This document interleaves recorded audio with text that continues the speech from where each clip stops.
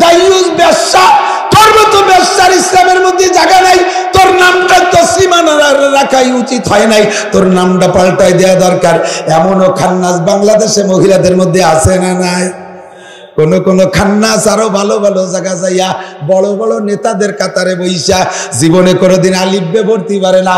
এই খান্নাস কয় আমি বুখারী, মুসলিম, তিরমিজি, নাসাই, ইবনে মাজাহ, আমি সিয়াসতটা পড়েছি। তুমি ঘোড়ার পশুর ডিম পড়েছো। তুই যদি আমাদের সামনে আইসা বুখারী শরীফের একটা লাইন পড়তে পারিস, আমি নাসির তোর বাড়ি জীবন ভরে তোর পায়খানা সাফ করব। একটা লাইন যদি তুই আরবি পড়তে পারিস আমার সামনে না, এই মাদ্রাসার ছোট্ট মক্তবের পোলার সামনে যদি তুই খান্নাস কোরআন শরীফ পড়তে পারিস, তাহলে আমার সারা জীবনের ইনকাম তোরে দিয়ে দেব। এটা ক্লাসের মতো বুঝবেন। ঈমান নাই কিভাবে, কোন কারণে ঈমান নাই? ওই লোকটা ফাঁকে ফাঁকে এই গোলাম আহমদ কাদিয়ানির বই পড়ে। গোলাম আহমদ কাদিয়ানি ভণ্ড নবী, ভণ্ড নবী। ও নবী না, ভণ্ডর চাইতে ভণ্ড কাফের। জোরে বলেন ঠিক না? ভারতের ভণ্ড গোলাম আহমদ কাদিয়ানি, ওর জামাতের নাম দেশে আহমদি মুসলিম জামাত। সাধারণ পাবলিক, জেনারেল শিক্ষিত মানুষ ধোকা খেয়ে যাবেন। আজকেই আসার সময় এক মাস্টার, হাই স্কুলের বিএসসি টিচার বসছে, উনি রিটায়ার্ড পারসন, বুড়ো হয়ে গেছে। উনি বলেন, হুজুর এখনো পর্যন্ত যে পরিমাণ বই পুস্তক আমি লেখাপড়া করি, আমি নিতান্ত এতিম। আমার 2.5 বছর বয়সের সময় মা মারা গেছে, মাদ্রাসা পড়া বুঝি নাই, তাই পড়ি নাই। বাপে যেদিকে দেশে সেই দিকে পড়ি টড়ে বিএসসি শিক্ষক হই। আমি হাই স্কুলে বিএসসি টিচারের থেকে রিটায়ার্ড করেছি, কিন্তু হুজুর ইসলামী শরীয়ত সম্পর্কে কিছু জানি না। আমারে কয়েকটা মাসালা বলে দেন। আমি তারে কয়েকটা মাসালার কথা বললাম। মাসালাগুলো শুনি উনি আশ্চর্য, উনি কোবাল, এগুলো তো আমি কোনোদিনই জানতাম না, এগুলো আমি জানতাম না।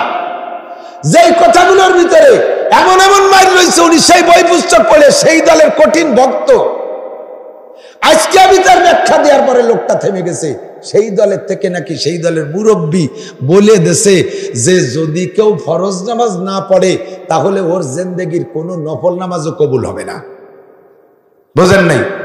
যদি কেউ ফরজ নামাজ মাঝে মাঝে 2-1 ওয়াক্ত ছুটে যায়, অথবা 2-5 বছর ছুটে গেছে, এই ফরজ নামাজ ছুটা লোকটা বাকি জিন্দেগি ভরে ফরজও পড়বে আর নফলও পড়বে, তার কোনো নফল ইবাদত কবুল হবে না। কারণ তার জীবনে ফরজ নামাজ ছুটে গেছে, এই কারণে তার নফল কবুল হবে না। একটু কান নাউজুবিল্লাহ।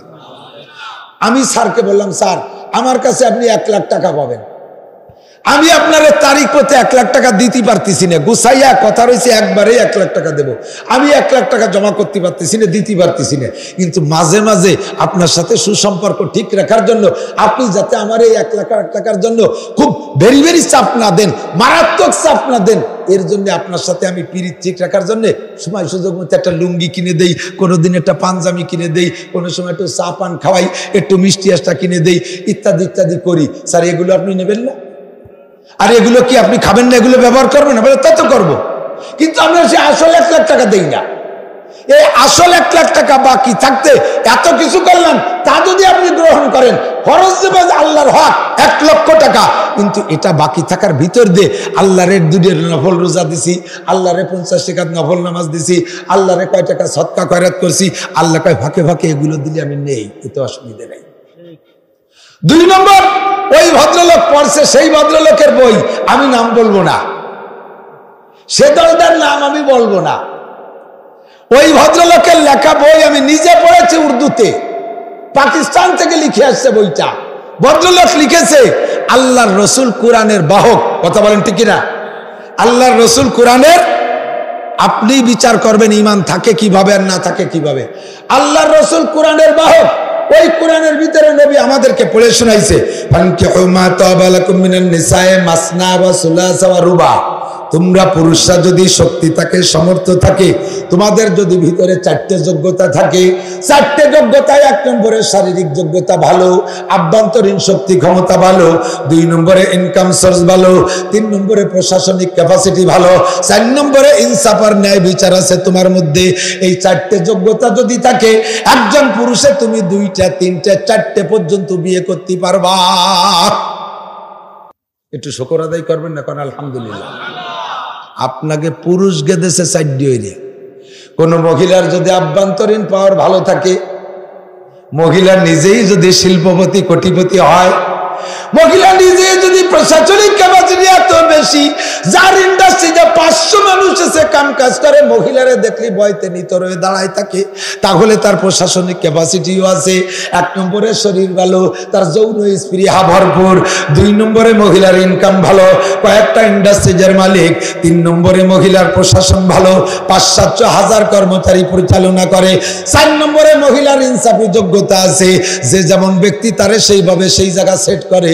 4টে যোগ্যতাই কোনো মহিলার মধ্যে আছে। ওই মহিলা কি 2টে 3টে 4টে স্বামী গ্রহণ করতে পারবে? জোরে হলো না? আরো জোরে। এই ব্যাপারে দাবি করে তসলিমা নাসরিন যে আমি খালি পারবো।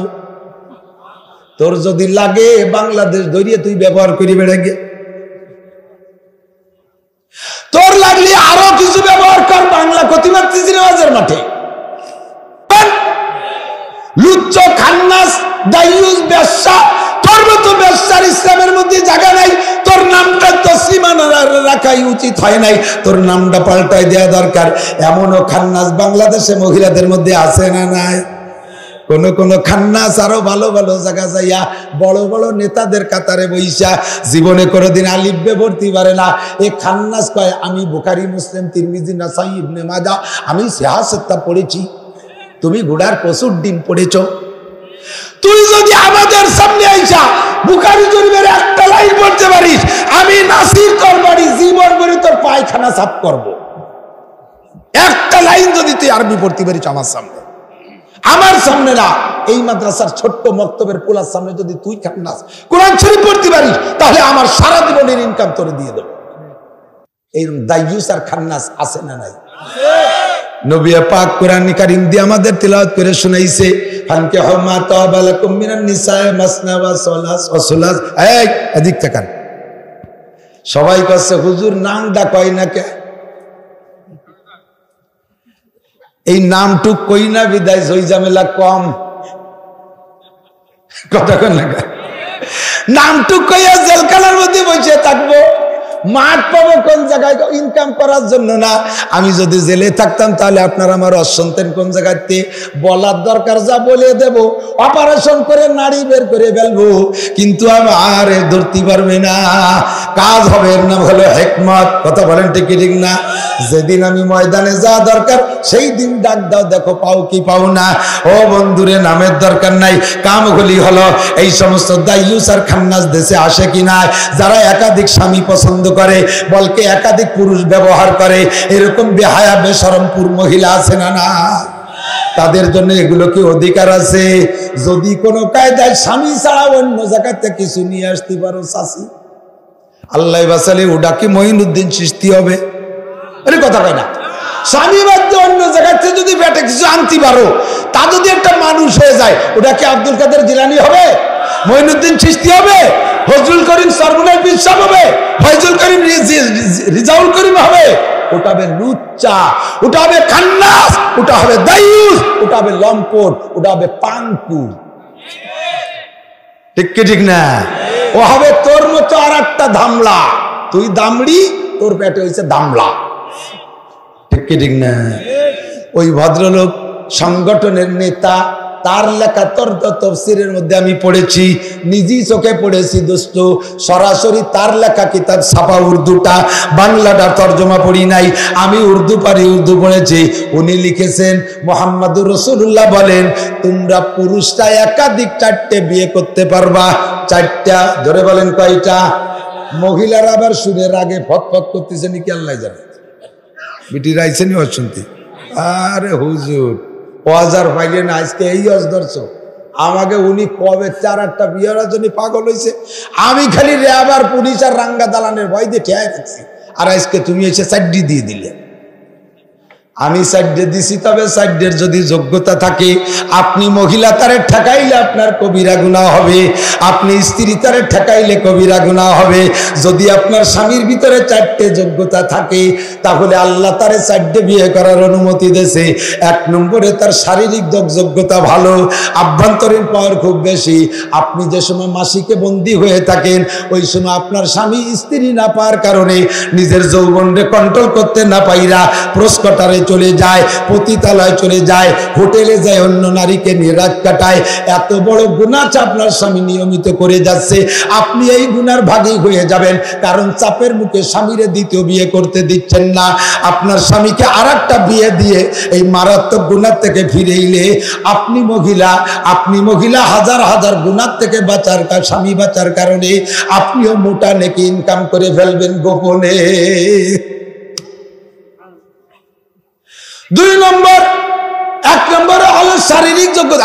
এদিক তাকাও, কিছুক্ষণ বসে তাইয়ে এরপরে উঠে দাঁড়ালি একদম এরম মারো না, জিম ধরছে সোহে জুলি জলে।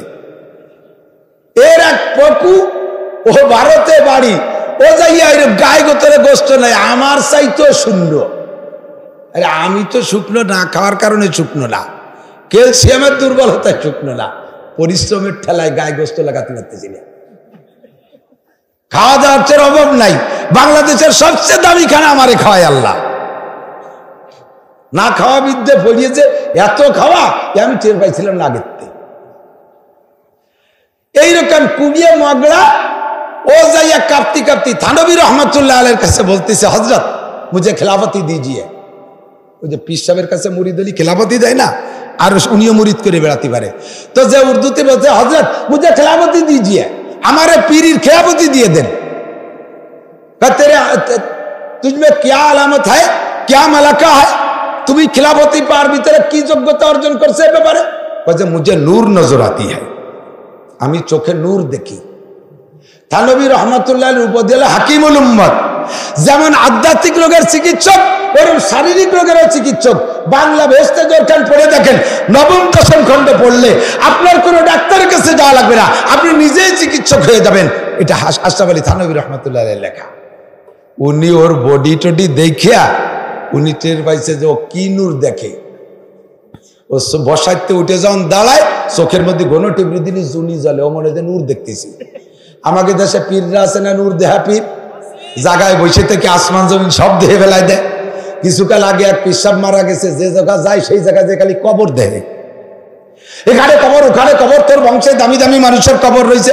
সরাসরি এই পিসাব ইন্টারভিউতে ফেল করছে। এর এক যুবক একদিন আমারে বলতেছে, হুজুর আমাকে মাহফিলে আইছে, আমাকে পিসাব আইসেই খানা দানা সব শেষ। আমি এরপরে বলতেছি, হুজুর আমি তো আমার আব্বারেই দেখছি কিনা তা মনে নাই, আর দাদার কথা তো মনেই নাই। আমার দাদার কবরটা যে কোন জায়গা আমাকে কেউ করতে পারে না যে একটু জিয়ারত করবো, আমার দাদার কবরটা একটু দেখাই দিয়ে যান। পেশাব উঠে গেছে, যে করছে ঘুরিয়ে টুরিয়ে আমাকে পায়খানা যে জায়গা, এই জায়গা তোমার দাদার কবর, পায়খানা করো তোমার দাদা একজন বুজুর্গ ছিল, এই পায়খানা তোমার দাদার কবরের উপরে পায়খানা করতেছো, এই জন্য তো ইনকামে তোমরা উন্নতি করতে পারতেছো না, তাড়াতাড়ি পায়খানা ভাঙবো। জি হুজুর, জি কালকেই ভাঙবো। এবার পেশাবের হাত ধরে নিয়ে গেছে, কয় হুজুর এই যে আমার আব্বা আর এই যে আমার দাদা, খাটের বড় আব্বা আর খাটের বড় দাদা, দুইজন এক জায়গায় বসা, এই যে আমার আব্বা আর এই বুড়ো আমার দাদা, আর আপনি বলেন যে আমার দাদার কবর পায়খানা তোলে, আপনার এসে তখন চোখ চুট্টা বাটপা দুকাবাস, কথা বলেন ঠিক ঠিক না? এইরকম চোখ বন্ধ যে কবর দেখার নূর দেখা পার্টি বাংলাদেশে আছে না নাই? এদিক দিয়ে আসতেছে, ওদিক দিয়ে তা আসতেছে, চক্ষু বন্ধ করে আসমান জমিন খুলে বলে দিচ্ছে। তো থানবী রহমতুল্লাহ আলাইহি কে তুমি নূর দেখো, पहले मुकव्वी ग़िज़ा खाओ, उसके बाद मेरे पास आओ। जाइए 3 मास विटामिन खाबी, ক্যালসিয়াম খাবি, ডিম খাবি, দুধ খাবি, গোস্ত খাবি, 3 মাস খাইয়ে দে সুস্থ হয়ে তারপরে আমার আসবে। এরপরে যদি নূর দেইস তাহলে তারে খিলাফতি দেব। 3 মাস ভালো ভালো খাইয়ে না নূর দেহে না, কারণ মাথাটা ঠিক হয়ে গেছে, চোখের পাওয়ার হয়ে গেছে, এখন দাঁড়ালিয়ে সোয়ে জুড়ি জ্বলে না। তোমার মতো আড়ের মধ্যে মগজ শুকাই গেছে, তুমি দুডিয়ে বিয়ে না হইয়া তাড়াতাড়ি ভিটামিন খাইয়ে সোহের নূর ঠেহাও, তোমার জন্য 2 বিয়ে না। 2 নম্বর ইনকাম সোর্স ভালো থাকা। সারা রাত ভরে তাস খেলে, দিন ভরে ভ্যান চালাইয়ে যে কয় টাকা পায়, রাত্রি তাস খেলা পার্টি আছে না? দিক আছে আছে আছে। তাস জুয়া, এই জুয়া খেলা হারাম হারাম হারাম হারাম, শুয়ারের গু খাওয়ার চাইতে জুয়া খেলা হারাম। রাতভর জুয়োটো খেলিয়া যা পাইছিল হারিয়ে গেছে, এরপরে লাস্টে যায় এক খেলায় আরো দিনা হয়ে গেছে। এই দিনা হয়েছে যখন ওরা যাইতে দিচ্ছে না, ওই যারা জাগের সাথে খেলছে ওরা কয় যে এই তুই টাকা না দিয়ে জাতি পারবি না, হয়তো এই কথা দিয়ে না, কয় টাকা না দিয়ে জাতি পারবি না, কয় যে টাকা তো আমি নিয়ে আসি দাঁড়া, কয় যে তুই তাহলে লুঙ্গি খুলিয়ে দিয়ে যা, গামছা একখান পরে লুঙ্গি পরে ছেড়ে দিছে, লুঙ্গি খুলিয়ে ছেড়ে দিছে। যাইয়ে দেশের বদনা পাটা পুতো বাইরে যা আছে লুঙ্গি গামছা সব চুরিয়ে নিয়ে 20-25টা বেশি সে লুঙ্গি খেলাস করে নিয়ে বাড়ি যা লাগে। সকালবেলা যে দেখে বাড়ি বউ দুই দিয়া রান্নার হাড়ি নিয়ে বসে রয়েছে, চাউল নাই, দুই বউতি তোরে আর যা ছিঁড়ার দরকার সব সিঁড়ি বুড়িয়ে শীত করে ফেলাই দেবে। কতক্ষণ ঠিক কি ঠিক না? তোমার জন্য দুই বিয়ে না। 3 নম্বর, প্রশাসনিক ক্যাপাসিটি ভালো থাকতে হবে। 2টা স্ত্রী ঘরে থাকলে মিলেমিশে থাকা বড় কঠিন। 2জন পুরুষ জীবন ভরে মিলে থাকতে পারে। এখানে কত পুরুষ বসে আছেন, হাজার খানিক পুরুষ বসে আছেন, আল্লাহর রহমতের নীরব নিস্তব্ধ, কোনো কথা নাই, কোনো ঠেলাঠেলি ধাক্কা ধাক্কি নাই। যাইয়ে দেখেন যে জায়গায় মহিলারা বসে আছে শালিকির মতো কেসর মেসর তিতালে আছে। যদি বলি মহিলা এক মহিলা একটু সরিয়ে বসেন, খালাম আর এক মহিলার একটু জায়গা দেন, কথাই কয় না, ফিরেই তাকায় না। এই যে ফরিদপুর থেকে মাগুরা যে গাড়ি যায় না, ওই গাড়িতে উঠছি আমি, সে সময় লোকাল গাড়িতে যাতায়াত করি। উঠে দেখি সব সিট ভরা।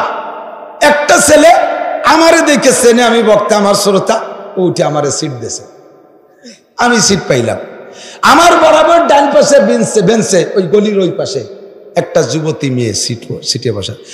ও জায়গা তো আর প্রতিবারই নেই যে এই মেয়ে, আমি বড় হুজুর, তুমি বেপরদার সাথে বসে রয়েছো, তুমি নামি জবা চাইতে, এ কওয়া যায়নি, কিন্তু আমারে নামাই দিবে না। সামনের স্টেশনে যাই এক বুড়ি উঠছে, জম্মের বুড়ি, হাতে লাঠি কুজোইয়ে রড ধরে দাঁড়ায় থাকার বলও নাই, কাঁপতি কাঁপতি উঠছে। এখন সুপারভাইজার কারে কবে, সবাই তো যার যার টাকা দিয়ে সিট কেটে বসে রয়েছে, কাকে বলবে লোকাল বাস, তুমি একটু ওঠো বুড়িরে বসতে দাও। কেউ রে না পাইয়া ওই মেয়েটারে যে বলতেছে, আপা আপনারও নানির বয়সী হবে, দাদির বয়সী হবে, আমারও, কি করা যায় কোন, এই মহিলার একটু বসতে দেওয়া যায়। এই মহিলা গাতি মেরে আর একদিক ফিরে বসে রয়েছে, শুয়োরের মতো গেটি ফিরে যায়, সে বুড়ির দিকে একটু ফিরেও তাকাচ্ছে না। এ বুড়ি যে কত দুর্বল, একটু ফিরেও তাকায় না। 3-4 বার করার পরে যখন সে মাতে না, আমি তো তামাশা দেখতেছি, আমি ইচ্ছা করলে প্রথমবারে উঠতে পারতাম। আমি দেখি যে যাইতে বাইতে কি করে তাই দেখার জন্য বসে রয়েছে, সে যাইতে বসে রয়েছে, উঠলই না। সুপারভাইজার রে কইলাম, ভাই আমি উঠে দাঁড়াচ্ছি, এই জায়গা এই দাদিকে বসতে দেন। আমি উঠে দাঁড়ায় রড ধরছি, মহিলাকে বসাই দিছে। আল্লাহু আকবার। একরাম করলে একরাম পাওয়া যায়, কথা বলেন ঠিক ঠিক না? একরাম করলে একরাম পাওয়া যায়। যখন বুড়িরে বসাই দিছি, 4-5 জন পুরুষ উঠে দাঁড়ায় গেছে, কয় হুজুর আমার এই জায়গায় আসেন, হুজুর আমার এই জায়গায় আসেন। ছাড়ছি আমি একটা সিট, পাইয়ে গেছি আমি 5টা সিট, আলহামদুলিল্লাহ। কিন্তু ট্রাই করলাম, পরীক্ষা করলাম, নারীতে কত দ্বন্দ্ব। এত একটা বুড়ি মহিলাকে সিট দিলেন একটা যুবতী মহিলা, আর 2 জন যদি সতীন হয় তাহলে ওই ঘরের মধ্যে কত শান্তি। সকাল বিকাল কিলি মারামারি, চুলছিড়াছিড়ি, যা দরকার সব ধরে মারামারি শুরু হয়ে যায়। যখন 2 বৌতি মারামারি লাগে, আপনার প্রশাসনিক ক্যাপাসিটি এত ভালো, আপনি সেই সময় একটা ব্যাটিং গুটাই গাটাই নিয়ে আমি 3 চিল্লেই যাচ্ছি। বউকে মারামারির ঠেয়ানুর বয়তে উনি ব্যাটিং এ 3 চিল্লে চুরি যায়। তোমারে 2 বিয়েতে কইছে কোন চোর, তুমি বিয়ে করবা একটা, নফস যখন কামড় দেয় তখন থাকবা রোজা, হয়ে যাবা সোজা। ফালাইকা বিসওম ফাইন্নাহু বিজা। একটা স্ত্রীতে তৃপ্তি না পাইলে আর একটা স্ত্রীর কাছে যাবা না, আগেতে তুমি ওই টাইমটা রোজা রাইখা নফসরে সোজা করবা। তুমি একাধিক বিয়ে করে ইনসাফ কায়েম করতে, তুমি প্রশাসন ঠিক রাখতে পারবা না, তুমি ঈমান আমল সব ধ্বংস করে ফেলবা। 4 নম্বর যোগ্যতা লাগবে 4টে বিয়ে করার জন্য। 4 নম্বর যোগ্যতা হলো তোমার ভিতরে ইনসাফ থাকতে হবে, বন্টনের ভিতরে কোনো তাফাউত করতে পারবা না, পার্থক্য করতে পারবা না। এ ভোর খায়, এ ভোর নতুন বউরে যেমন কাঠ, বুড়ি বউরে সেরকম কাঠ, নতুন বউর যেমন ঘর, পুরন বড় সেরকম ঘর, নতুন বউরে যে দামের কাপড়, পুরন বড় সেই দামের কাপড়। রঙের পার্থক্য হইতে পারে, আগের বউটার বয়স 60 বছর, তারে তো 30 বছর 25 বছরের যুবতীর কাপড় দেওয়া যাবে না, আর 25 বছরের যুবতীরে 60 বছরের বুড়ির সাথে রঙে মিলানো যাবে না। রং আর চয়েস, রং আর সাপাসেক আলাদা হইতে পারে, কিন্তু দামের মধ্যে মিল থাকতে হবে, দামের মধ্যে পার্থক্য করতে পারবে না। দুইজনের সমান সমান দিতে হবে, বাজারকার দুইজনের একই রকম দিতে হবে। সব কিছু কমপ্লিট করে দিছো, একটা জায়গায় টুপা শিয়ালটি করো। বুড়ির কাছে রাত্রি থাকতে মনে চায় না, প্রত্যেক রাত্রে খালি ইয়াংডার কাছে থাকতে মনে চায়। ওই বুড়ির আলাদা ঘরের মধ্যে রেখে দিছো, যুবতীটারে বিয়ে করার পরে কোনোদিন আর বুড়ির কাছে যাও নাই। কিয়ামতের ময়দানে ওই বুড়ি যে আল্লাহর কাছে হাজির হবে, আল্লাহর কাছে যে বলবে রব্বুল আলামিন, এই বুড়ো একটা ম্যাডাম বিয়ে করে আনার পরে আমি বুড়ি হয়ে গেছে, আমার কাছে থাকে নাই, আমারও তো স্বামী পরানে চাইতো, আমারও স্বামীর কাছে রাত কাটাইতে মনে চাইতো, ওই বুড়ো আমার শেষকালে আর কোনো দিন টাইম দেয় নাই, তখনই ধরা খাইবা। আল্লাহ নবী বলেন, যা আয়াউমাল কিয়ামাতে অশাক্কুহু সাকিতুন, যারা দুইটা স্ত্রীর ভিতরে পার্সিয়ালিটি করেছেন, একটাকে বেশি দেন আর একটারে কম দেন, একটারে দেন আর একটারে দেন নাই, একটার কাছে রাত কাটাইছেন আর একটার কাছে কাটান নাই, কিয়ামতের ময়দানে সাইড পড়া প্যারালাইসিসের রোগী হইয়া এইরকম এক সাইড দেখাইতে বাকাইতে উঠবা। সাবধান, চারটে যোগ্যতা যদি পুরুষের ভিতরে পরিপূর্ণ থাকে, তাহলে পুরুষে কয়টা বিয়ে করতে পারবে? জোর হলো না?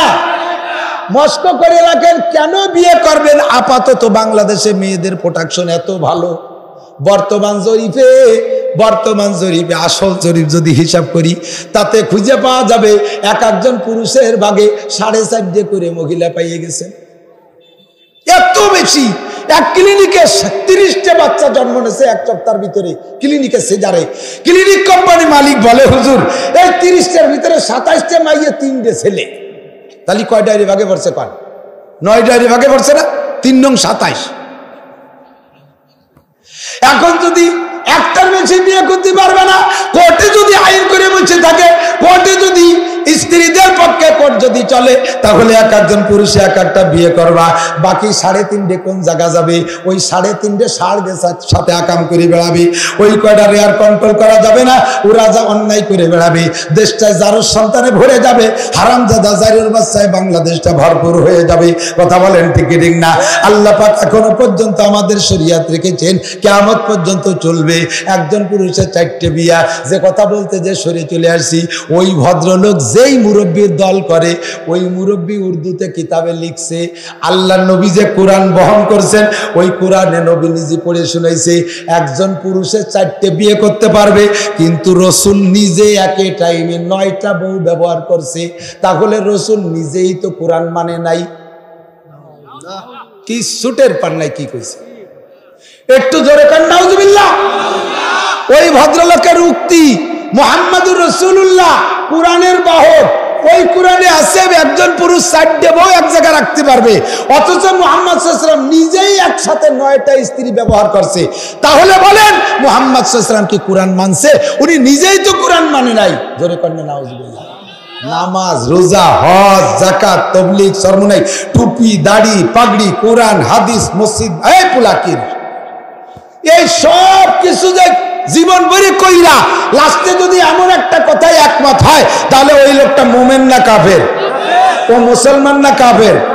ওটা মুসলমান, অন্যান্য সব করছে এজন্য মুসলমান, কিন্তু মাইর খাইছে মারাত্মক জায়গায়, ইমানের খাতায় মাইর খাইছে, এই জন্য ওটা মুমিন না, ওটা মুসলমান। কথা কন ঠিক কি ঠিক না? 1 সেকেন্ডও বেচতে যেতে পারবা না নেতা। ও নেতা 1 সেকেন্ডও বেচতে যেতে পারবা না। নেতা নবীদের ভুল ধরো, নেতা এই নবীর ভুল। লাস্টে যে বাক্যটা ব্যবহার করছে, আমি নিজেই চোখে উর্দু পড়েছি। ইসলামের নামে নতুন ধর্ম, ভারত থেকে লেখা বই, ওর ভিতরে রেফারেন্স দিচ্ছে, আমি রেফারেন্স খুঁজে মূল কিতাব সংগ্রহ করে তার মধ্যে পড়ছি। লাস্টে যে কথাটা বলছে নবীর শানে গা চমকে উঠবে, আমি বলতেও ভয় পাই। তাহলে মুহাম্মদ সাল্লাল্লাহু আলাইহি ওয়াসাল্লাম 4টের বেশি তখন স্ত্রী রাখছেন 9টা, এগুলো সব ওনার স্ত্রী নয়, উনি একটা পোস্ট কোয়ার্টার খুলেছিলেন, তার নেতৃত্ব দিতেন উনি। যে কথাটা নূপুর শর্মাও কইতে সাহস পাই নাই, যে কথাটা তসলিমা নাসরিনও বলতে সাহস পাই নাই, একটা ইসলামী সংগঠনের নেতা হইয়া এত বড় মারাত্মক কুক্তি করে, ওই দলের মাথায় যাইয়ে যত বড় ভালো মানুষ পয়দা হোক না কেন, ওই দল জীবনে আল্লাহর কাছে গ্রহণযোগ্যতা পাইতে পারে? জোরে বলেন পারে? আমলিগরে খারাপ বলি, আমলিগালেরা এক হয় না। বিএনপিরে খারাপ কই, তারা এক হয় না। জাতীয় পার্টিরে খারাপ কই, তারাও এক হয় না। আমার মতো এক মৌলবী যদি এই কয়, তাহলে সব দলের চাইতে আমার দলটা সবচাইতে নিকৃষ্ট। কথা বলেন ঠিকই ঠিক না? আমি গোটা বাংলাদেশ থেকে ভোট কালেকশন করতেছি আমলিগ সরকারের জন্য। বিরোধী কোনো দলই থাকবে না, রাগ করেন না। আগে তুমি বুঝে শুনে চেতেন নিতেন। বিএনপি জামাত থাকতে পারে, অন্য দল থাকতে পারে। আমাকে চরমনার হুজুরা তালি সবাই আমরা নৌকো হচ্ছি, নৌকো উঠবো সবাই। নৌকোয় উঠার পরিস্থিতি হলে ওঠবো, অসুবিধে কি? আমি আপাতত 3টে দাবি করছি সরকারের কাছে। সরকার এই 3টে দাবি করলে ইনশাল্লাহ নৌকোয় উঠা যায়, অসুবিধা বাড়িয়ে টয়লা। দেখবেন যে উঠেও যাবে হাজার হাজার। একটা দাবি হলো সরকার জাতীয় সংসদ থেকে নামাজটারে বিল আকারে পাশ করে দিক। কথা কন?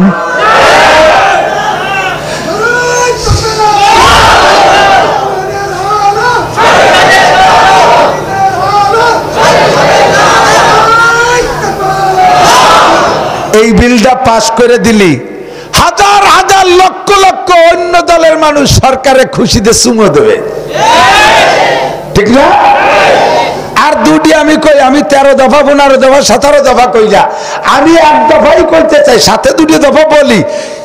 আমার 3 দফা, তার ভিতরে এক দফা যদি পালন করে তাহলে সব কয় দফা সারা হয়ে যাবে, আর কোনো দফা লাগবে না। সেইটা হলো নামাজের দফা। আমি কই নাই, আল্লাহ কয় ইন্নাস সালাতা তানহা আনিল ফাহশাই ওয়াল মুনকার। নিশ্চয় নিশ্চয় নামাজিকে নামাজিকে সকল অন্যায় থেকে ফিরায়, সুদ করলে সুদের থেকে ফিরায়, ঘুষ করলে ঘুষের থেকে ফিরায়, অফিসারদেরকে অফিসিয়াল দুর্নীতি থেকে ফিরায়, কন্ট্রাক্টরকে রাস্তা আর খাল আর ব্রিজ কালভার্ট মারিয়ে খাওয়ার থেকে ফিরায়, জিনা করলে জিনার থেকে ফিরায়, মদ করলে মদের থেকে ফিরায়, ফাঁকিবাজে ফাঁকির থেকে ফিরায়, ব্যবসায়ীকে ব্যবসায়ী দুর্নীতির থেকে ফিরায়, বেপর্দা মহিলাকে বেপর্দার থেকে ফিরায়। এক কথায় যত প্রকার দুর্নীতি আছে, অন্যায় আছে, সমস্ত অন্যায় থেকে বান্দাকে ফিরায়। যেই তাবিজটা, ওই তাবিজটার নাম হলো নামাজ। কাজেই এক নামাজের দফা পাশ করলে সব দফা কমপ্লিট হয়ে যাবে, সব দফা ঠান্ডা হয়ে যাবে, ঠিক কি ঠিক না? আমরা সরকারকে বললাম একটু জাতীয় সংসদ থেকে নামাজটা বিল আকারে পাশ করে দিন। এবার সরকার যদি বলে মিয়া তোমরা হুজুর আওয়াজ করে বলো, আমাকে পাশ করা লাগবে, তোমরা বলো। আমরা বললাম যে আরে মিয়া, আমরা তো 2 কোটি 88 লক্ষ বছর জাহান্নামের ভয় দিচ্ছি একা করতে নামাজের জন্য, তা তো ভয় নাহলে কি করব? কাজেই তোমরা 2023 সালে দুর্ভিক্ষ মাথায় নিয়ে আসতেছ টেনে টুনে। এই দুর্ভিক্ষতে বাঁচাতে হলে আপাতত কমপক্ষে এই বছরটা নামাজ পড়াও। সরকারকে আল্লাহর কাছে জবাব দেওয়া লাগবে কি লাগবে না? লাগবে না? সরকারকে বলবে তুমি তোমার দেশের সবাইরে নামাজ পড়াও নাই কেন? সরকার বলবে আল্লাহ এটা কি সম্ভব নাকি? তুমি জানো কিনা কোন জায়গা থাই, মনের মধ্যে, সাগরের মধ্যে, পাহাড় পর্বতের ভিতর, জঙ্গলের মধ্যে কে কোন জায়গা নামাজ পড়তে, আমি কয় জায়গা তালাশ করে বেড়াবো? আল্লাহকে না, তোমার অত তালাশ করা লাগবে, তোমার একটা পাওয়ার দিছি, একটা পাওয়ারের দ্বারা সম্ভব, তোমার দ্বারা সম্ভব, এটা অতি সম্ভব। আমি প্রমাণও আছে আমার কাছে। কি প্রমাণ আছে আল্লাহ তোমার কাছে? আল্লাহ কয় যারা মসজিদ খালি করতে পারে তারা মসজিদ ভর্তিও পারে। কথা কন? যারা খালি করতে পারে তারা। তুমি করোনা নামক জুজুবুড়ির ভয় দিয়ে 3 বছর মসজিদ খালি করে রাখছিলে, পারছিলে? আল্লাহ এটা তো করছিলাম, এটা তো করছিলাম। করোনা জুজুবুলির ভয় দিয়ে মসজিদে খালি করে দিলে, জুমো ভর্তি দিলে না, তারাবি ভর্তি দিলে, ঈদের নামাজ ভর্তি দিলে না, তারপরে জানাজার নামাজ ভর্তি দিতে না, হজ করতে দিলে না, উমরা করতে দিলে না, মাহফিল করতে দিলে না, মসজিদ বন্ধ রাখলে, মাদ্রাসা বন্ধ রাখলে, এত জায়গা খালি করতে পারছে যারা, তারা এ জায়গা ভরতেও পারে। ভরার চাইতে খালি করা কঠিন, খালি করার চাইতে ভরিয়ে দেওয়া সহজ। কথা কন? আমাদেরকে বলার সাথে সাথে আমরা মসজিদেতে বেরোয় গেছিলাম না, ঢোকার জন্য যথেষ্ট চেষ্টা করছি, ঠিক না? যাব না, নামাজ পড়বই, মসজিদই পড়বো। যখন আমাদের বেশি পিড়ি দেখছে, তারপরে সরকার কইছে তাহলে এক একজনে 2.5 হাত দূরে দাঁড়াবা। মসজিদে মুসল্লি 3 জন, ইমাম 1 জন, মুসল্লি পিছনে 2 জন, এইরকম দাঁড়াইছে 3 কোনা। কোনটা ইমাম একদিকে একজন ফিরে পড়ে নিয়ে গেল, যে কোনো একজন ইমাম বানা নিয়ে যাচ্ছে, 3 কোনা মুসল্লি। সাড়ে ইনামতে সরকার শেষে অনুমতি দিল যে 12 জন পড়তে পারবা মসজিদে। মনে আছে নাকি? 12 জন। মসজিদের দুয়ারে 300 মুসল্লি। পুলিশে আইসে গায় এত মানুষ আসছেন কেন? 12 জন। যা করোনা আসছে এত মানুষে ভাগ করে দিয়ে যাবে না, মোটে 12 জনটা দিতে হবে। সরেন। প্রত্যেক মুসল্লি কয় আমি 12 জনের একজন। তোমরা তো কার্ড দাও নাই যে কোন 12 জন যাবে। আমি 12 জনের একজন, নামাজ পড়বই। বাবাইয়া পিটাইয়া পর্যন্ত মসজিদ থেকে বের করছে। আল্লাহ ধরবে কিয়ামতে মসজিদ, দুনিয়ায় মসজিদগুলোকে খালি করে দেছো, এরপরে করোনা চলে গেলে সেই মসজিদগুলো ভরিয়ে দাও নাই কেন? কথা বলেন হবে কিনা? জবাব দেওয়া লাগবে, জবাব দেওয়া লাগবে। যাতে জবাব দিয়ে সাজি জাতি পারেন চাচা চাচিরা, সেই সুবুদ্ধি দিচ্ছি, উল্টো বুঝেন না। বেশি দিন দুনিয়ায় ফাগাল খাওয়া যাবে না। কেদ্দারি মাতবাড়ি সবারই শেষ হয়ে আসতেছে। বাগা বাগা নেতা 70-80 বছর বয়স হয়ে গেছে। এ দল ও দল, সে দল বেদল, সব দলেরই বেশি দিন টিকতে পারবে না। যে কয়দিন ফাজলিমি আসছেন আর দিন থাকবেন না, 100% গ্যারান্টি আছে। বাকি যে কয়দিন বেঁচে আছেন, এই কয়দিনের ভিতরে যদি দুনিয়ার সুখ শান্তি চান, তাহলে ফালিয়াবুদু রব্বা হাযাল বাইত। জাতীয় সংসদের এমপি মুসলমান কয়জনদের নামাজ পড়ান, আর সারা বাংলাদেশে নামাজের অর্ডার দিয়ে দেন। আমরা তো ওয়াজ করি, আমাকে ওয়াজে অতটা কাজ হচ্ছে না। জায়গায় জায়গায় মার লাঠি লাগে, পিটেন লাগে, মুগুর লাগে, কতক্ষণ লাগে কি লাগে না। তারই কিছু ধুলাইয়ের ব্যবস্থা করে দেন, ইনশাল্লাহ নামাজি হবে। কয়েক যে নামাজের জন্য মারা কি জায়েজ আছে নাকি, এরকম কোনো কোরআন হাদিস আছে? আমরা আবার কোরআন হাদিস পড়ে, কারণ সংসদে তো বুখারী মুসলিম পড়া এমপি আছে, হযরত মাওলানা মুমতাজ।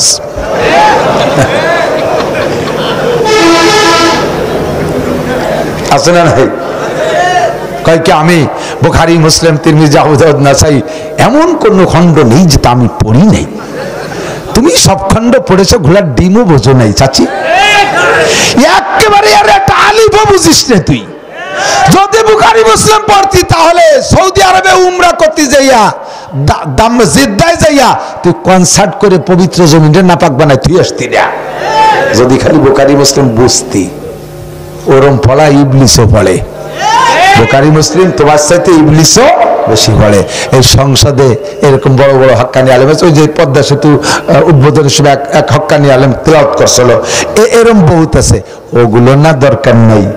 ওই ওগে মাধ্যমে মশলা শুনতে গেলে এরকম মন চাহি মশলা পাবেন। আমি বলে দেই, আমি বলি, নামাজের জন্য পিটানোর হুকুম আসছে।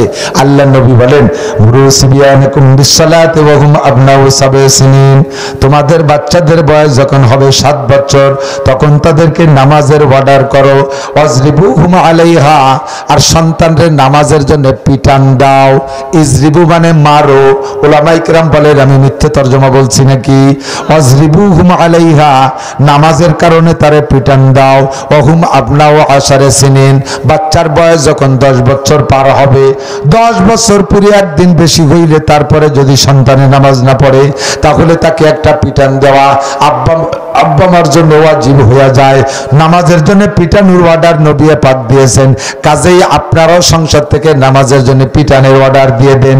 এক ওয়াক্ত নামাজ কাজা করলে মাত্র পাছায় তুলে 3টে করে পিটান দেবেন, আর পিঠ মোড়াই দিয়ে ধরে বাঁধে নিয়ে 3 দিন জেলে আটকায় রাখবেন। আমি কসম দিয়ে বলতে পারি, মাত্র 10 থেকে 20টা ছেলে মেয়েকে সারা বাংলাদেশে এমন করে ধরে নিয়ে যদি আটকাইয়া পিটেন দেন আর জেলখানায় আটকান নামাজের জন্য, আমার বিশ্বাস বাংলাদেশে কোনো বেনামাজি থাকবে না। আর বাংলাদেশে যখন সবাই নামাজি হবে, আল্লাহ পাক আসমান থেকে রহমত আর বরকত নাজিল করবে। আল্লাহ কে নাসির বলে দাও, প্রত্যেকটা ইবাদতের পিছনে দুনিয়ার লাভও আছে, তাহলে নামাজের পিছনে দুনিয়ায় লাভ আছে না নাই? মরার পরে 4টে একটু মাথায় মাথায় বলে যাই, কবরে আযাব আছে রে বন্ধু, আযাবুল কবরে হক্কুন।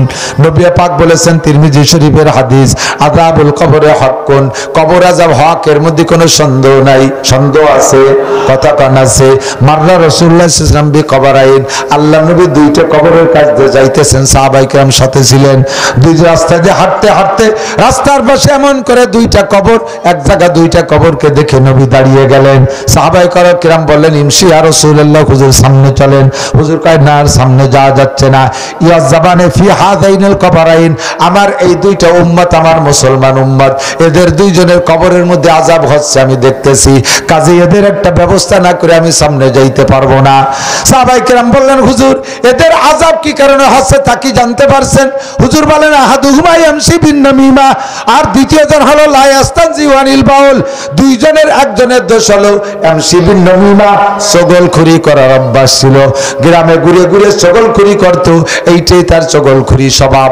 নামাজ কালাম ইবাদত বন্দেগী অনেক আছে, কিন্তু ছাগলখুরি স্বভাবের কারণে ইবাদত বন্দেগী নষ্ট হয়ে গেছে, তাই তারে কবরে আযাব দেয়া হচ্ছে।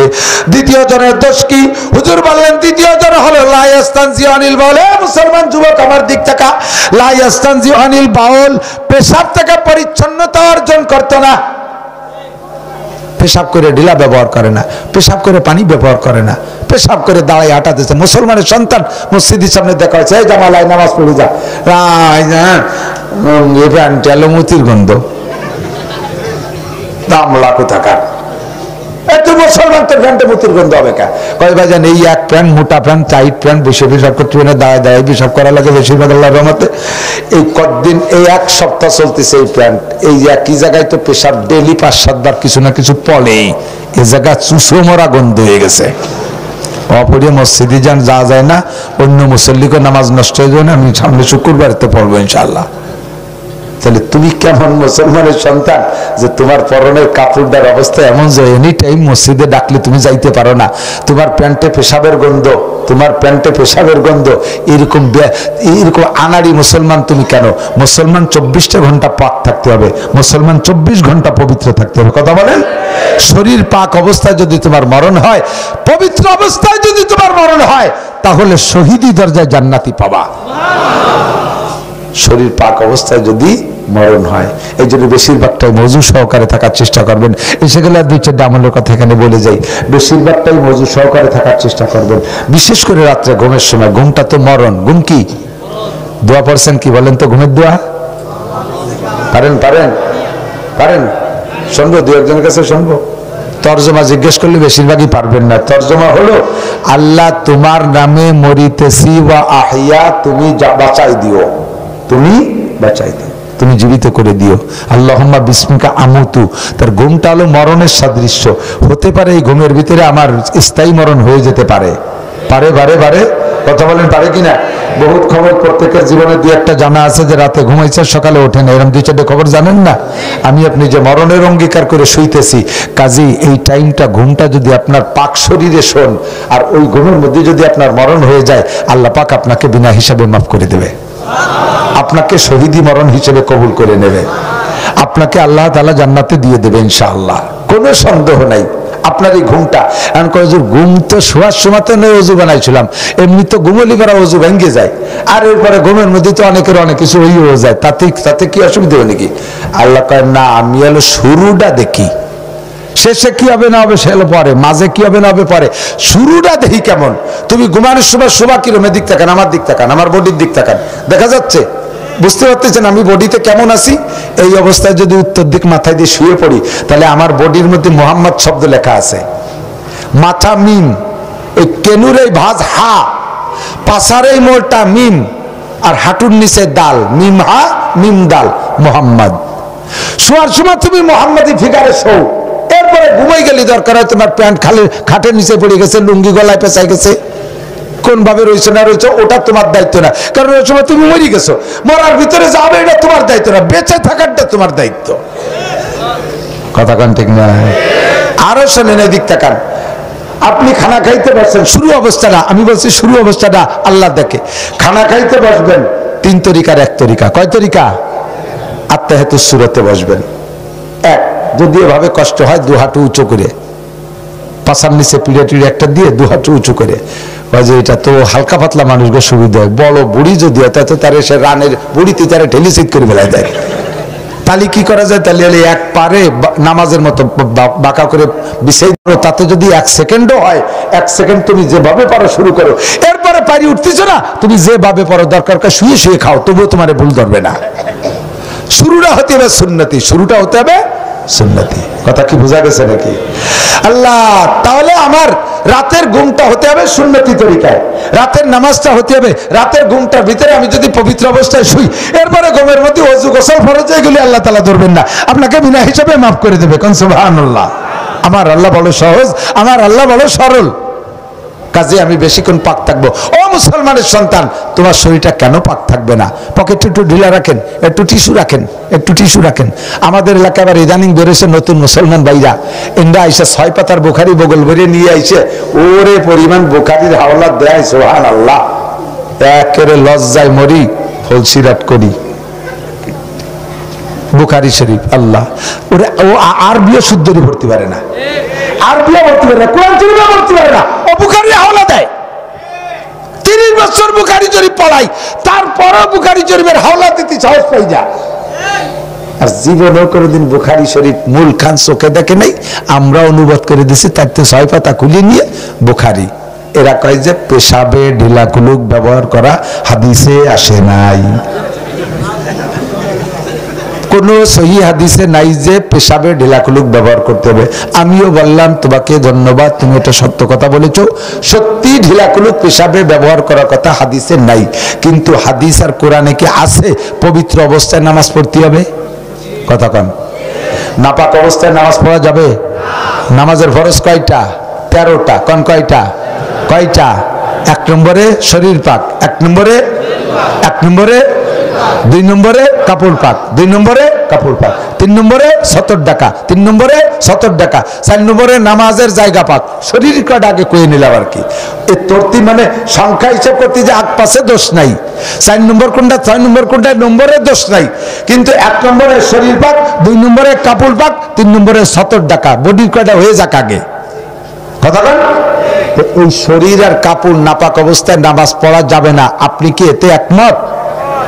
যিনি বললেন যে ঢিলা কুলুক ব্যবহার করা লাগবে না পেশাবে, তাকে জিজ্ঞেস করছি যে শরীর আর কাপড় নাপাক অবস্থায় নামাজ পড়া যাবে না, এতে তো আপনি একমত? বলে জি আমি একমত। এখন শরীরের পাক পবিত্র যে যেমন তার সেরকম, সকলের পায় পবিত্রতার অবস্থা একরকম না। কথা বলেন, সকলের শরীরও একরকম না, পবিত্রতা অর্জনের সিস্টেমও সকলের একরকম না।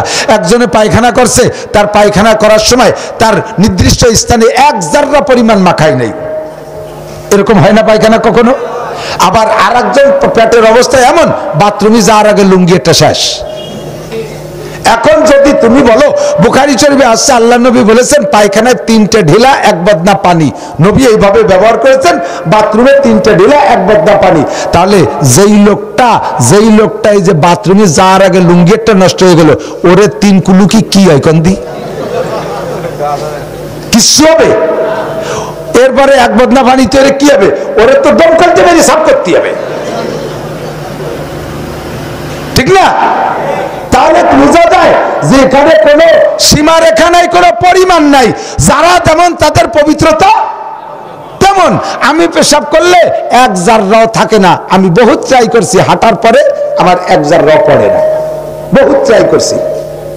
আবার আরেকজন 10-20 কদম হাঁটলে ক্লিয়ার হয়ে যায়, আরেকজন 50 কদম হাঁটার পরে ক্লিয়ার হয়, আরেকজন 60 কদম হাঁটে ওযু কালাম করিয়ে ফেলাইছে, এর মধ্যে আবার তলপেট চিবে ধরে বাথরুমে গেছে, যে আবার 2 ফুট পড়ে গেছে। হাসার কিছু না, ঘটনার মাঝে নাই। যৌবনকালে যুবক থাকাকালে শরীর ভালো থাকে, তুমি পেশাব করছো 6 হাত দূরে যে পড়ছে, আর 80 বছরে বুড়ো পেশাব করতে গেলে তার আশপাশ ভিজে যায়, ফুটায় ফুটায় পড়ে। তো 2 জনের পাক পবিত্রের মশলা কি এক কলি হবে? কোনোদিনও হবে? সৌদি আরব আলাদা শূন্য খায়, খেজুর খায়, রুটি খায়, শুকনো মুকলো খায়, গুড়ার মতো কড়ি কড়ি পায়খানা করে, ওকে আশেপাশে একটু মায় না। আর আমরা বাঙালি ভাত খিচুড়ি রুটি মুটি খাইয়ে পেটের মধ্যে গড়গড় করতে তাহলে তাই পায়খানায় যাওয়ার আগে লুঙ্গি একটা শেষ, এর মধ্যে যদি 3 কুলুক আর 1 বদনা পানি দেয়, তাহলে কুলুক দিতে বেরিয়েছে বলে মশলা সব হিসেব নিকেশ করে কইতে হবে, আমাকে পবিত্র থাকতে হবে। এদিক একজন মানুষ যদি একটা টয়লেট বাথরুম ব্যবহার করে, একটা টিস্যু যদি ওর মধ্যে লাগায়, 25 টাকা 24 টাকা দিয়ে একটা বসুন্ধরার টিস্যু যদি লাগায় ওর ভিতরে, তাহলে একজন মানুষের পেশাব ও পায়খানায় মিনিমাম 1 মাস হয়ে যায়। 1 মাস হয়ে যায়। আমি তো সেট করি বাড়ি, 1 মাস হয়ে যায়। তাহলে এই যে ঢিলাগুলো ব্যবহার করলেন, কিয়ামতের ময়দানে আপনার নেকির পাল্লায় ঢিলাগুলো উঠাই দেওয়া হবে। বিশাল ইনকাম আপনার ঢিলার ভিতরে। আমরা পবিত্র থাকবো, পারবো না ইনশাআল্লাহ? তাহলে নামাজ পড়বো। আমরা বলে নামাজ পড়াইতে পারি না, সরকার বললে নামাজ পড়াইতে পারবে, কাজেই সরকারকে আল্লাহর কাছে জবাব দেওয়া লাগবে। আল্লাহ নবী বলেন কুল্লুকুম রাইন ওয়া কুল্লুকুম মাসউলুন আন রাইয়াতিহি, তোমরা সকলে রাখাল, তোমরা তোমরা সকলে রাখাল। রাখাল মানে যে গরু চড়ায় তাকে রাখাল বলে। রাখালের কাছ থেকে বাড়িকে সন্ধ্যাকালে গরুগুলো বুঝে নেয়। কিয়ামতের ময়দানে আল্লাহ পাক প্রেসিডেন্ট প্রধানমন্ত্রীকে দেশের রাখালি বুঝে নেবে, এমপি সাহেবকে তার সিটের রাখালি বুঝে নেবে আল্লাহ পাক, চেয়ারম্যান সাহেবের থেকে তার ইউনিয়নের রাখালি বুঝে নেবে, মেম্বার সাহেবের থেকে তার ওয়ার্ডের রাখালি বুঝে নেবে, সেক্রেটারি সভাপতি মোহতামিমের কাছ থেকে মাদ্রাসার রাখালি বুঝে নেবে, হাই স্কুল প্রাইমারি হেডমাস্টারের কাছ থেকে পুরো স্কুলের রাখালি বুঝে নেবে, কলেজের প্রিন্সিপালের থেকে পুরো কলেজের রাখালি বুঝে নেবে, গোটা বাংলাদেশের রাখালি বুঝে নেবে প্রধানমন্ত্রী প্রেসিডেন্টের কাছ থেকে, যাতে আমাদের নেতা নেত্রীরা ধরা না খায়। এই জন্য সুপরামর্শ দিচ্ছি, 1 নম্বরের নামাজটারে বিল আকারে পাশ করে দেন, পরকালে যা পাই আর না পাই দুনিয়ায় পাবো। আল্লাহ নবী বলেন, মাররা রাসূলুল্লাহ ইসলাম মনে আছে নাকি, দুইজনের একজন পেশাব থেকে পাক থাকে না, কবর আযাব পেশাব থেকে পাক থাকে না। একজন হলো ছগলখুরি করে, আর একজন হলো পেশাব থেকে পাক থাকে না। আর একটা কথা এই জায়গা বলে যেতে হবে, আপনারা গরু ছাগল গরু বাছুর পালেন, ঘোড়া গরু পালেন পোষেন, এই ঘোড়া গরুতে পেশাব পায়খানা পেশাব করে দেয়, এই পেশাবের থেকে আপনাকে পরিচ্ছন্ন থাকতে হবে। বলদ গরু, ষাঁড় গরু, বলদ আবাল আবাল কয়তো আমাকে দিকে আবাল পায়, যেটা হালি গরু ছিল, এখন তো হালি গরু সেটা প্রায় মরহুম হয়ে গেছে, আর নাই মেশিন দিয়ে কাজ সারে। বলদ গরু, ষাঁড় গরু এরা পেশাব করলে 5 হাত দূরি সেটে, যে আবার কবে মাফি আসলেন, আমাকে মুরব্বীরা মাফি তুইছে। আর গাই গরুতে পেশাব করলে 8 হাত সেটে, হ্যাঁ জোর বেশি, 8 হাত সেটে। এখন আপনি গরুর একটু নিকটে যে 5 হাতের ভিতরে আছেন, আপনি তো মনে করছেন লাগে নাই, কিন্তু 5 হাতের ভিতরে দাঁড়ায় থাকা অবস্থায় গরুতে পেশাব করছে, আপনার লুঙ্গি নাপাক। আপনি যে নামাজ পড়ছেন, আপনার ওই নামাজে আযাবুল কবর, নামাজে 5টা পুরস্কারের 2 নম্বর পুরস্কার হলো কবর আযাব মাফ হয়, কিন্তু আপনার সেই কবর আযাব মাফ হচ্ছে না। কারণ কি, আপনি গরুর দ্বারে দাঁড়ায় দাঁড়ায় পেশাব নিয়েছেন গায়ে। মহিলা দুধ দোয়ায়, অধিকাংশ গাভীর স্বভাব হলো দুধ শুরু করলে দোয়ানো কিছুক্ষণ পরে পেশাব করে দেয়। মহিলা আতুনটারে পাত্রটারে নিয়ে একটু মাজা বাঁকা করে বসে, দুধ ঠেকায়, দুধ রে পেশাবের তো ঠেকায়, কিন্তু নিজের ভাষা আগে দিচ্ছে পেশাবের দিক, ওই পাশ স্প্রে হয়ে গেছে। সেই মহিলা পরে দুধ টুধ রেখে পরে জীবনে নামাজ পড়তে গেলে ওই কাপড় পরে, ওনারে কবর আযাব থেকে বাঁচাবে এই নামাজে, কথা বলেন বাঁচাইতে পারবে। আর তুহুরু শাত্রুল ঈমান, পবিত্রতা অর্জন করেন। কথা বলতে বলতে অনেক দূর সরে চলে আসছি। তো দোস্ত, নামাজের 2 নম্বর পুরস্কার হলো কবর আযাব মাফ করে দেবে। 3 নম্বর পুরস্কার হলো ডান হাতে আমলনামা দেবে কিয়ামতে, কোন সুবহানাল্লাহ। 4 নম্বর পুরস্কার এমুরু আলা সিরাতে কাল বারক, চিকুনের চুলের সে চিকুন, হীরার সে ধার। শুনতে শুনতে হাফেজ হয়ে গেছেন, কান হয়ে গেছে ভাব। চুলের সে চিকুন, হীরার সে ধার, কতবার শুনবো, কান হয়ে গেছে ভার। শুনে যদি আমি ভয় পাইতাম তাহলে আর শুনতাম না, শুনে যদি ভয় দিয়ে সাইজ করতে পারতাম তাহলে আর শুনতাম না, হয়ে যেত। যতদিন পর্যন্ত রোগ আপনার কলেরা, অতদিন আমার চিকিৎসা সেলাইন। আপনি আগা বন্ধ করে দেন, আমি সেলাইন বন্ধ করে দেবানি। আপনার আগা বমি চলবে আর আমি সেলাইন দেবো না। আর সেলাইন দিতে গেলে হ্যাঁ পায়খানা হলি সেলাইন, তা তুমি পায়খানা করো না। তোমার যতদিন রোগ থাকবে নামাজ না পড়া, অতদিন আমার এই হাদিস চলবেই চলবে। উঠতে 10,000 বছরের পথ, এই 10,000 বছর কই আর শুনিয়ে চলে যান। আইটি দেখছেন 10,000 বছর, হযরত আদম আলাইহিস সালাম আজ থেকে 9,500 বছর আগে দুনিয়ায় আইছে, আর পুলসিরাতের প্রথম উঠতেই লাগবে 10,000 বছর। সমতলে 10,000, আবার নামতে 10,000, এই 30,000 বছরের পথ। নামাজি ব্যক্তি দেখেই চোখ বন্ধ হয়ে যাবে ভয়তে, চোখ খুলে দেখবে যে ওই পাশে চলে গেছে, কখন তার টেরও পাবে না। কন্যা সুবহানাল্লাহ। 5 নম্বর ইয়াদখুলুল জান্নাতা বিগাইরি হিসাব, বিনা হিসাবে জান্নাতে চলে যাবেন, বিনা হিসাবে জান্নাতে। কাজে আমি দুনিয়ার মুসলমানদেরকে আখিরাতের এই 4টে পুরস্কার পাওয়ানোর জন্য আর দুনিয়ার দুর্ভিক্ষ থেকে বাঁচানোর জন্য নামাজের দাওয়াত দিচ্ছি। সরকার মহোদয় করেন। 2 নম্বর আরেকটা ওজিফা শোনেন, এদিক তাকান, অভাব হবে না, অভাব হবে না। হাদিসের মধ্যে আছে 2টা জিনিস এক জায়গা হয় না, 2টা জিনিস এক জায়গা।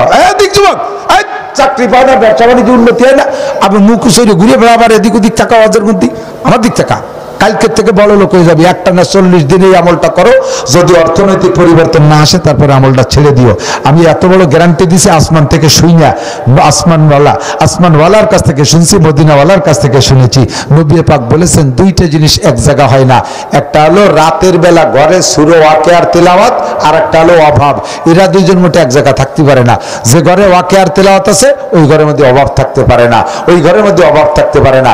আপনারা প্রত্যেকে সরকার অর্ডার দিক আর না দিক, বাড়ির ভিতরে নারী হোক পুরুষ হোক কমপক্ষে একটা লোক প্রত্যেক বাড়ি সূরা ওয়াকিয়া রাতের বেলা মাগরিবের থেকে ফজরের আগ পর্যন্ত রাত, এর যে কোনো টাইম, বিশেষ করে মাগরিব পড়লে বেশি ফায়দা। আপনি মাগরিবের পরে বাড়ির মধ্যে একটা লোককে ওয়াকিয়ার অভ্যাস করান।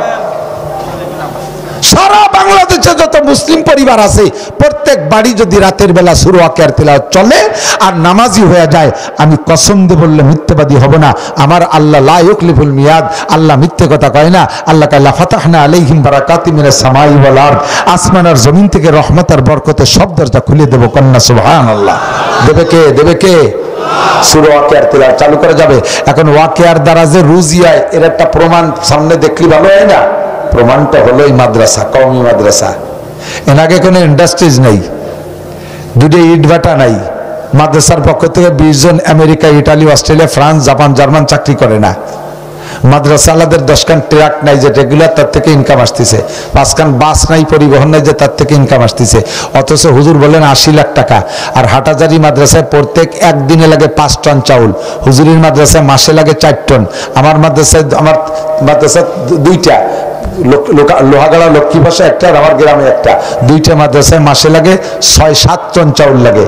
এই 7 টন চাউল আমার মাদ্রাসার শিক্ষক, আমার গ্রামের টাইলে 25 জন, মাসে 5 লাখ টাকা বেতন আসে। ঘরবাড়ি বানাচ্ছি, 1 কাঠা জমিটা মাঠে নাই, একটা ইন্ডাস্ট্রি নাই, একটা ইট ভাটা নাই, 2 খান ট্রাক, 1 খান ট্রাক, 1 খান ব্যানও নাই, কিছু না। ব্যান একখান আছে, অবশ্য মিথ্যে কথা হয়ে গেছে। ওতে ওই যে আইটি বানি বুনিয়ে চাল ডাল ইটে আনা নিয়ে করে একখান ব্যান আছে। এছাড়া আয়ের কোনো সোর্স নাই।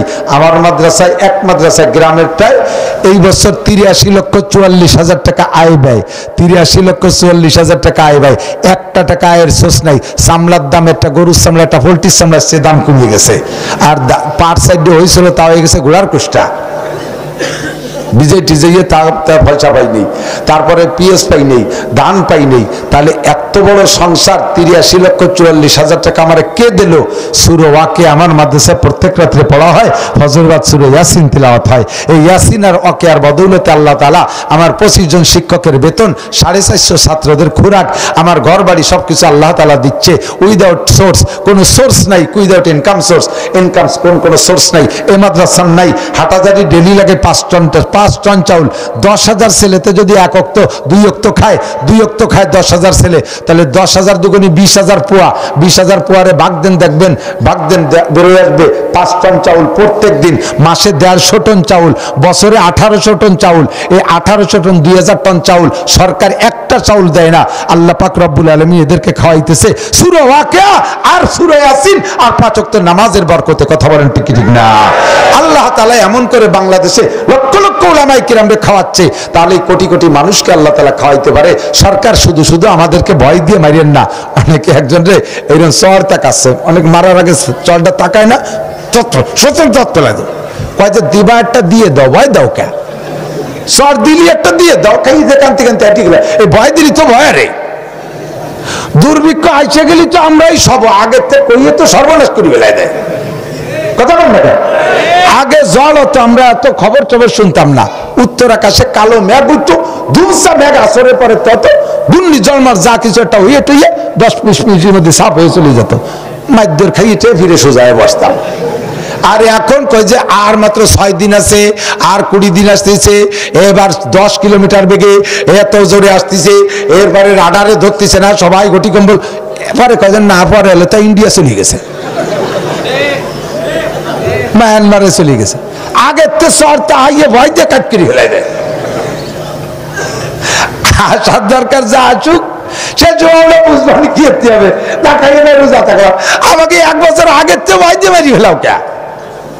ভয় দেওয়ার দরকার নেই, কোনো সুখবর থাকলে তাই দাও। বুলবুলা বুলবুলা মুজদায়ে বাহারে বিয়ার খবরে বদবা বুমে শুনে গুজার। ও বুলবুল, যদি কেউ ভালো খবর দাও বুঝবো যে তুমি বুলবুল, আর যদি কেউ খারাপ খবর দাও তাহলে তোমারে বুঝবো তুমি বুতুম পেশা। কথা কন না কেন? বুতুম পেশায় খারাপ খবর দেয়, রাতের বেলা গাছের কোনায় এসে কুক কুক করে ডাকে, মহিলারা রোগ বেঁধিয়ে শুনে, এগুলো বুতুমির কাজ। আর তুমি যদি বুলবুল পাখি হও তাহলে সুখবর দাও, 23 সালে ভালো চলবে ইনশাল্লাহ। চাউল 25 টাকা, চিনি হবে 20 টাকা, ইনশাল্লাহ তেলের দাম আসবে 22 টাকা, রড হয়ে যাবে 16 টাকা। খালি দালান দেবেন আর দেবেন, পারলে এরকম কিছু কও। আমেরিকান সরকার পারলি কও, জাপান সরকার পারলি কও, ইন্ডিয়ান সরকার পারলি এগুলো কও, আমাদের বাংলাদেশের তোমরা যারা আছো তারা কও। এই পারলি এই কও, না পারলি কইও না, চুপ করে তো আমাকে কবালে যাওয়া হবে না, ঠিক না? এখন সরকার যা করে করুক, আমাদের সরকার বলছেন কি না বলেন? আমাদের কথা নামাজের সরকার, আমাদের সরকার নামাজের কথা বলে নাই? আকিমিস সালাত, নামাজ বাস্তবায়ন করো, নামাজ পড়ো, নামাজকে কায়েম করো। বিরিয়া শিবার যে কথাটা যত ইম্পর্টেন্ট সে কথাটা তত বেশি বলা হয়। আমরা নামাজ পড়বো, রাজি আছি তো ইনশাআল্লাহ? আগামী কালকের পরের দিন থেকে 13, 14, 15ই জানুয়ারি, একটু মস্ক করেন, 13 বলেন বলেন। আজকে 13 করলে কি হবে? 13, 14, 15ই জানুয়ারি আওয়ামী লীগ বিএনপির মহাসম্মেলন। কি হবে কি জানেন কি জানেন না? আমি ভুল কইছি নাকি? তাই একটু কি হবে? বিশ্ব ইজতেমা। এত সহজ পথ, আপনারা কেন যার প্রস্তুতি নিলেন না? যে দলই করেন না কেন, আওয়ামী লীগ করেন, বিএনপি করেন, জামাত জাতীয় পার্টি, তবলিগ জামাত এটা অরাজনৈতিক দল, ওখানে গেলে সব দলরে হাতে নাতে শিক্ষা দেয়। বড় মজমা, এই বড় বড় মজমায় যা মজমা গঠনের দরকার আছে, কাফের মুশরিকরা দেখে আতঙ্কিত হয়। ওরে সুবহানাল্লাহ, মুসলমান এত এত মুসলমান, এত দেশের মানুষ আছে। তো সেই জায়গা যদি একটা আদমশুমারি হয় যে আজকের ময়দানে কারা আসছে, ময়দানটা আমার ভালো লাগছে, আমি আপনি নামাজ পড়ি না, আকাম কোকাম যাই করি না কেন, ওই জায়গার গণনার ভিতরে যদি নামটা লিস্টি হয়ে যায় তাহলে ভালোদের সাথে আমাদেরও আল্লাহ তাআলা পার করে দিতে পারে। আপনারই তো জানেন, ভালো ধানের সাথে সিটে দাম 2-1 কেজি থাকলে তো একই দামে বিক্রি হয়ে যায়, যায় কি যায় না? হ্যাঁ জি।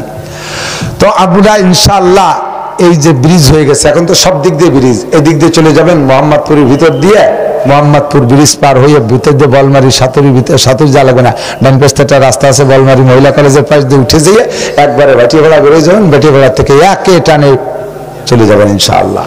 এদিক দিয়ে যদি আপনাদের ব্রিজি ঘাটে একটু কষ্ট হয়, কিংবা ফেরি ঘাটে কষ্ট হয়, পদ্মা সেতু দিয়ে চলে যাবেন, সহজ। এদিক দিয়ে গেলে যশোর হয়ে এক টানে কালনা ব্রিজ হয়ে গেছে, 6 লেন, চমৎকার, চলে যাবেন। আল্লাহ তাআলা সহজ করে দিছে, এখনো যদি না যান আমরা যাবো ইনশাআল্লাহ। রাজি আছেন ইনশাআল্লাহ? তৈরি হয়ে যান। যারা গেছে তারা তো গেছে, আরো যারা না গেছেন তারাও যাওয়ার চেষ্টা করবেন। আল্লাহ তাআলা বলেন, ওয়া তাআওয়ানু আলাল বিররি ওয়াত তাকওয়া ওয়া লা তাআওয়ানু আলাল ইসমি ওয়াল উদওয়ান। হে মুসলমান, তোমরা একে অপরকে ভালো কাজে সাহায্য করো, একে অপরকে ভালো কাজে সাহায্য করো। আমি আজকের মাঠে 3 জন মানুষ দেখতে চাই, 3 শ্রেণীর মানুষ। এদিক তাকান, কয় শ্রেণীর? এক শ্রেণীর মানুষ হযরত আবু বকরের সাথে মিল করবেন জীবনে, আজকের এই মুহূর্তে, আজকের এই মুহূর্তে আবু বকরের সাথে মিল করবেন। আর এক শ্রেণীর মানুষ হযরত ওমরের সাথে মিল করবেন। আর এক শ্রেণী